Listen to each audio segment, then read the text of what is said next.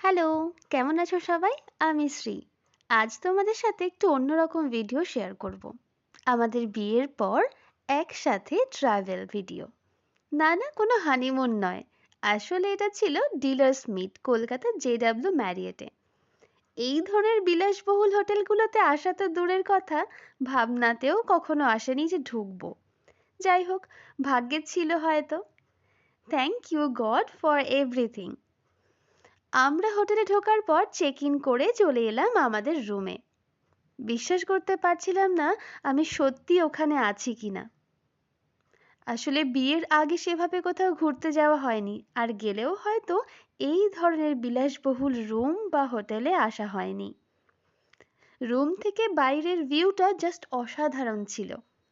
আমি জানি না কেন প্রথমবার রুমে ঢোকার পর কেমন যেন একটা মনের মধ্যে হচ্ছিল। হতে পারে আনন্দ, বা হতে পারে ভয়ের জন্য। লিটারালি আমার পায়ের নিচটা সুরসুর করছিল। যতক্ষণ ওই রুমে ছিলাম মিস্টার ভৌমিককে শুধু জ্বালিয়ে গেছি এই বলেই যে আমার না ভীষণ ভয় করছে। জাস্ট 10 মিনিটের জন্য রুমে এসেছিলাম ফ্রেশ হতে, কিন্তু রুমটা দেখে আমরা এক্সপ্লোর না করে পারলাম না। এইভাবেই আমরা প্রায় আধ ঘন্টা কাটিয়ে ফেললাম রুমটাকে এক্সপ্লোর করতে, কোনায় কোনায় কি কি আছে সব দেখতে।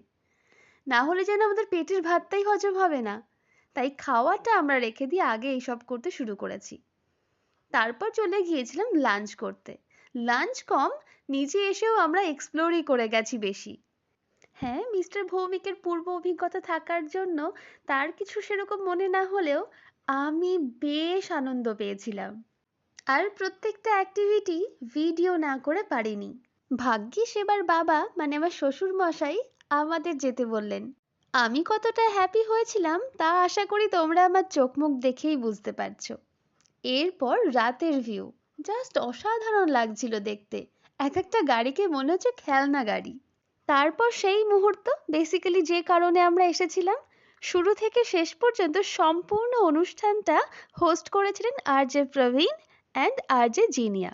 আশা করি আমরা প্রবীণকে সবাই চিনতে পেরেছি। সুন্দর একটা অনুষ্ঠান, সাথে কাজের কথা, অ্যাওয়ার্ড ডিস্ট্রিবিউশনের মধ্য দিয়ে সন্ধেটা কেটে গেল।